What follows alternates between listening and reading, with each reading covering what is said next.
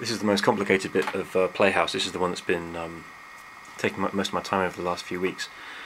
So I've got the random ball selection mechanism at the back. So there's a ball run that comes down and it chooses one of these 4 positions.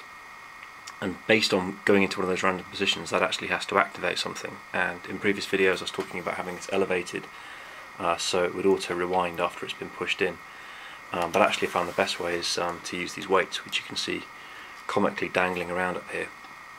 I'll try and get everything in shot a bit later, but first I'll talk about this bit down here. This is the pushing motion part of the machine, which I was talking about doing various ways, but I found the simplest way is to use a linear gear which has 10 teeth and a cog that has 20, and so when you push it through you get half a rotation, and you can see there it's falling off the end, falling underneath, and then going up, and then lifting onto that part there and going up again, and the weight is what's pulling it back.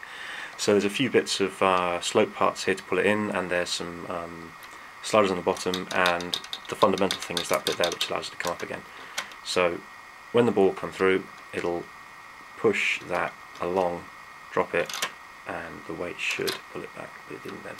Let's try it again. No, it's not playing, but we'll go with it and see what happens. So the most complicated part of this was really getting the reciprocating motion working, and I've done that with these 2 longer linear gears, and I've got a demonstration of my earlier reciprocating motion machine. This is basically the same thing, where you have a thing that rotates on the outside and it flips around like this, so you can see this moves back and forth.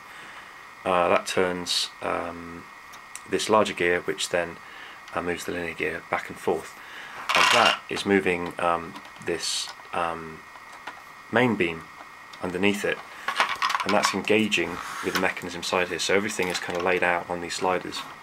Actually, if I lift this up, it's going to be easy to see. So as the beam moves back and forth, there are these pegs that go along, and as they go through, they move this main beam along like this. A lot of information. I'll move this way out, out of the way here. So it'll come along here and release the ball in that mechanism there, which then comes around the back. So I'll get the ball in the place. Put the weight back on here.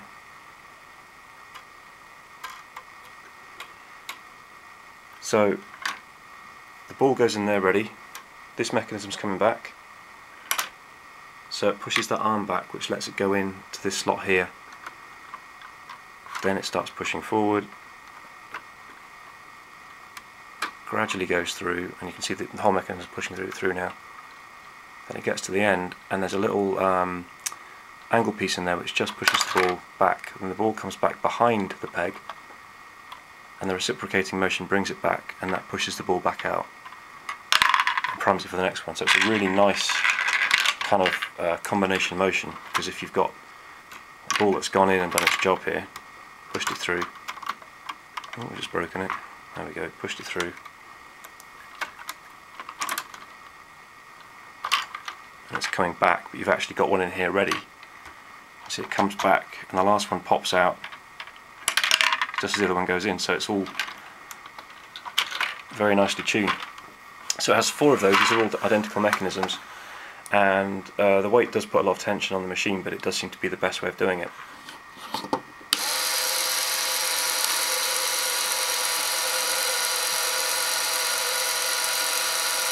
So that's the reciprocating motion going there.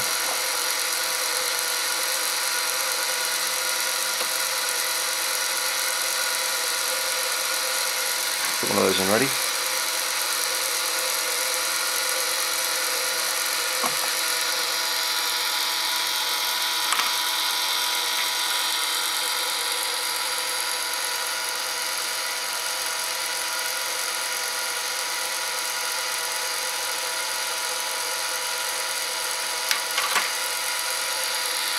Now rewound. You can see the ball getting pushed out the back. And then it's opening the hatch for the next ball to come in. So, get one in there.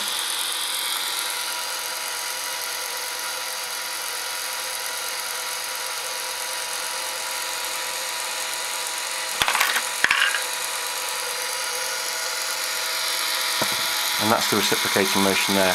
It swaps the motion from one lever to the other. So you've got this one beam coming up and it's pushing this other beam over, and these two gears are working in opposition, so they kind of move against each other like that.